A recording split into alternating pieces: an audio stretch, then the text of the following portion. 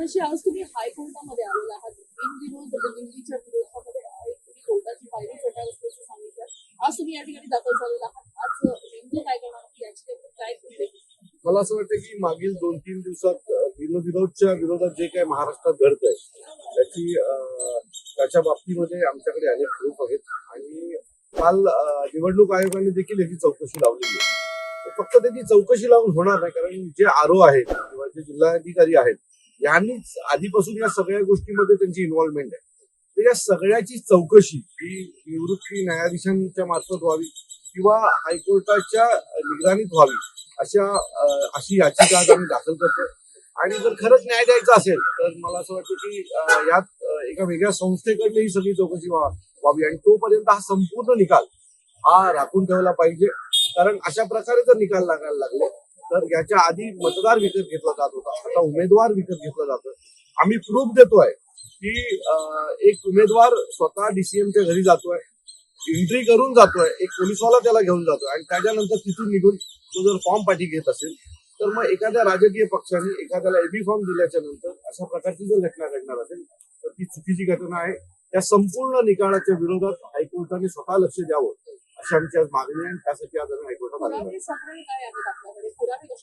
बघा, आमच्याकडे बरेचसे पुरावे आहेत. एक आरोनी केलेला तिथला तो घोळ की आम्ही एका केसमध्ये आम्ही ऑलरेडी नियम असा सांगतो की स्क्रुटनी सुरू व्हायच्या अर्धा तास आधी तुम्हाला ते जे जमलेले फॉर्म आहेत ते बाहेर डिस्प्ले करायचे असतात. ते फॉर्म चेक करून उमेदवार त्याच्यावर ऑब्जेक्शन घेतो. पण त्या बाईने तो फॉर्म लावलाच नाही. तो फॉर्म लावला 3:30 वाजता. 3:30 वाजता तो फॉर्म लावला. तर त्यात जेव्हा तो फॉर्म लावला त्यावेळेला लोकांनी चेक केल्यावर त्यात अनेक ठिकाणी निरंकाचा जो कॉलम असतो तो भरलाच गेला नव्हता आणि तो भरला नसेल तर ती जागा बाद होते, तो अर्ज बाद होतो. मग आम्ही तिथे गोंधळ घातल्यावर त्या महिलेने सांगितलं नाही ऑलरेडी माझ्याकडे तो आलेला आहे पण मी लावायला विसरलो. म्हणजे ऑलरेडी त्या महिलेनी जे 10:30 वाजता फॉर्म लावायला पाहिजे होते ते 3:30 वाजता लावले. 3:30 वाजता लावलेल्या फॉर्म मध्ये देखील मी ते लावायला विसरलो असं तिचं मत होतं.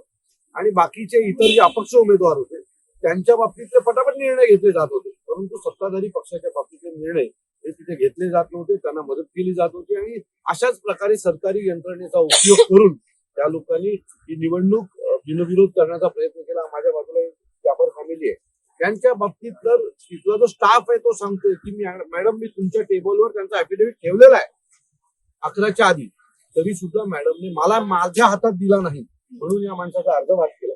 आज ते देखील त्यांची एक वेगळी केस करतात. मला आता येताना ते भेटले. सो अशा अनेक गोष्टी या 64 ठिकाणी घडलेल्या आहेत. प्रचंड पैशाचा वापर केला गेला. आमचे उमेदवार आहेत राजश्री नाईक म्हणून, त्यांना 5 कोटी रुपये देण्यात आले होते की 5 कोटी रुपये देतो, तुम्ही तुमचा उमेदवारी अर्ज मागे घ्या. तर या सगळ्या गोष्टी ज्या आहेत ना त्या निवडणुका कलंकित करणाऱ्या गोष्टी आहेत. आणि ह्याच्यावर जर आज आम्ही आवाज उठवला नाही तर या बाबतीत महाराष्ट्र बदनाम होईल. आणि म्हणून आज आम्ही इथे आलेलो. आम्हाला न्याय व्यवस्थेवर पूर्ण विश्वास आहे की न्याय व्यवस्था या 64 जागेच्या बाबतीतला निकाल हा जोपर्यंत चौकशी पूर्ण होत नाही तोपर्यंत राखून ठेवू. राज ठाकरेंनी काल या संदर्भात प्रश्न विचारला, त्यावेळेस उद्धव ठाकरे देखील असं म्हटले की कोर्टावरती काय आमचा कोर्टावरती देखील विश्वास नाही, अशा प्रकारचं वक्तव्य द्या. बघा, शेवटी प्रत्येक गोष्टीला एक शेवट असतो. आता शेवटचा जो मार्ग आहे तो कोर्ट आहे. न्याय द्यायचं की नाही हा कोर्टाचा निर्णय, परंतु न्याय मागायला आम्ही गेलोच नाही असं व्हायला नको म्हणून आज आम्ही कोर्टाच्या पायरीवर आलेलो.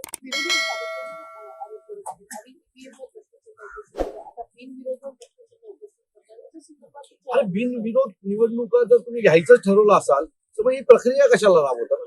घटनेमध्ये आम्हाला प्रत्येक माणसाला मतदान करायचा अधिकार दिलेला आहे. त्या अधिकारानुसार तो नगरसेवक निवडू शकतो, त्यांना हवाय तो नगरसेवक निवडू शकतो, आमदार निवडू शकतो.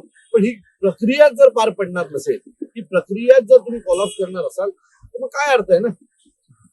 तो त्याच्या बाबतीत न्याय मागायला आज आम्ही इथे आलेलो आणि अपेक्षित आहे की इथे आम्हाला त्या बाबतीचा न्याय मिळेल. वारंवार वेगवेगळ्या गोष्टींना लढा द्यावा लागतो. सुरुवातीला ईव्हीएम संदर्भात लढा द्यावा लागला, त्यानंतर मतदार यादी, त्याच्यानंतर आता बिनविरोध तुम्ही लढणार कशी? ह्याच्या बाबतीत निवडणूक आयोग जो आहे तो पूर्णपणे सरकारी यंत्रणेला मिळालेला आहे आणि त्याच्यामुळे आम्हाला न्याय मिळतच नाहीये. आणि शेवटी मदत मिळत नाही म्हणून लढायचं नाही असं कुठे आहे ना? लढत तर हवं लागेल, नाही तर यांना हे राजेशाही आणतील, लोकशाही बंद करतील. सो लढा द्यायला पाहिजे, पण आम्ही तो लढा देताना कायदेशीर लढा देखील देण्याची तयारी केलेली आहे. आणि एका बाजूला रस्त्यावर जे काही लढायचं आहे ते आम्ही रोज लढतोच आहे, पण त्याच्यासोबत कायदेशीरही लढाई आम्ही याच्यापुढे लढणार. नोटा हा ऑप्शन असताना बिनविरोध अशा संदर्भातला उल्लेख करत मी परत सांगतो, नोटा हा देखील एक ऑप्शन, बरोबर आहे. आता नोटा ऑप्शन जर ते असेल तर मग नोटा आणि जो काही एक उरला तो उमेदवार यांच्यात निवडणूक झाली पाहिजे. किमान लोकांना कळलं पाहिजे ना की तुम्ही दिलेला उमेदवार आम्हाला पसंत नाही. मी तुम्हाला सांगतो, नोटा ऑप्शनचा जर वापर केला ना तर आत्ताच्या घडीला सर्व जागेवर किमान 10,000 मतं यांच्या विरोधात पडतील.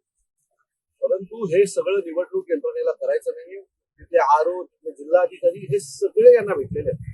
कारण मी नेहमी म्हणतो की निवडणूक यंत्रणा म्हणजे काही वेगळी नाहीये.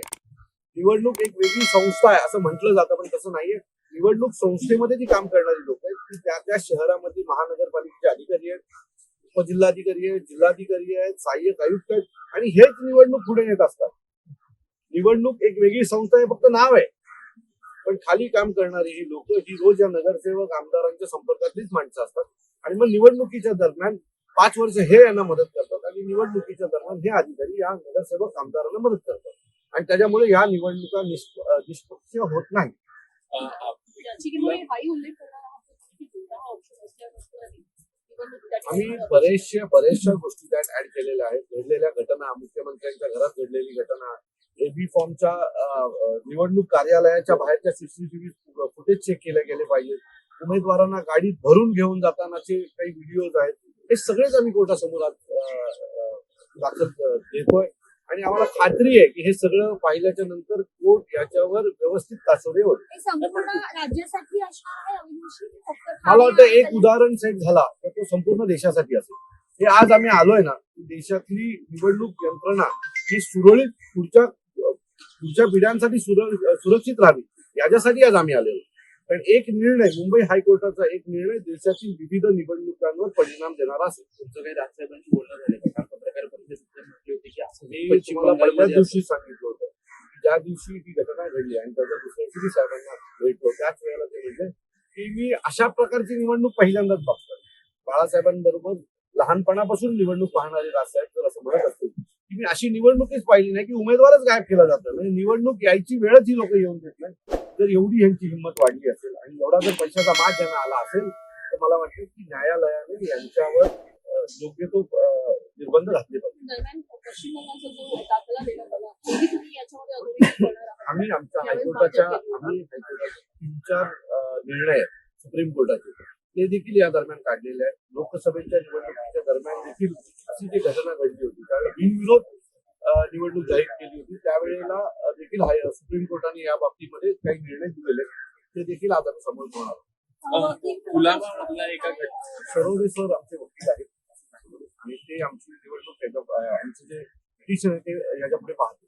गुलाब्यामधला एक प्रकार असाच घडला होता. नागरिकांनी जे आहे ते धमकी देत असल्याचा व्हिडिओ व्हायरल झाला होता. नार्वेकर असतील, एकनाथ शिंदे असतील, त्यांची टीम असतील, पोलीस अधिकारी, आता एवढे सगळे प्रूफ दिल्याच्या नंतरही जर म्हणत असाल की नाही काय सगळं व्यवस्थित आहे तर कसं चालेल ना. उमेदवार एकनाथ शिंदेच्या घरी चालत चाललाय, त्याच्याबरोबर एक पोलीस अधिकारी चालत चाललाय, तो काय कशासाठी गेला होता? गंगेत आंघोळ करायला गेला होता का पैशाच्या? तिथून निघून तो डायरेक्ट गेला आणि अर्धपाठी घेतला. याचा अर्थ काय? एक विधानसभेचा अध्यक्ष तिथे उभा राहून धमक्या देतो फॉर्म पाठी घेण्यासाठी, तरी तुम्हाला अजून प्रूफ हवेत आमच्याकडनं आणि तरी तुम्ही जर बोलताय की नाही निवडणूक बरोबर चाललेली आहे, त्यात कुठलाही दबाव नाही, तर मला असं वाटतं मग लखला पाहिजे तुमची निवडणूक किंवा असं काय. काल अमितजींनी देखील एक आवाहन केलं होतं, जेव्हा ते सोलापूरला गेलेले ते असं म्हणाले होते की तुम्हाला जिंकायचं तर तुम्ही जिंका, पण खून खराबा करू नका, बरोबर आहे, आम्ही माघार घ्यायला तयार आहोत. अशा बरोबर आहे. माझी भूमिका तीच आहे. एखाद्या माणसाचं तुम्ही हत्या करणार असाल आणि त्याचं कुटुंब उद्ध्वस्त करणार असाल, त्या घरातल्या त्या मुलाच्या तो जो काही किंचळत होता लहान मुलगा वडिलांसाठी, ते आजही आमच्या सगळ्यांच्या कानावर आहे. आणि जर ज्याला लहान मुलं आहेत त्याला ती किंचाळी समजू शकते काय. सो अमित साहेब जे बोलले ते बरोबर आहे, आम्ही त्या मताला सहमत आहोत. आणि जर खरंच तुम्हाला निवडणुका जिंकायच्या असतील तर तुम्ही जिंका, पण कोणाचा बळी घेऊन जिंकू नका, कोणाचं घर उद्ध्वस्त करून जिंकू नका.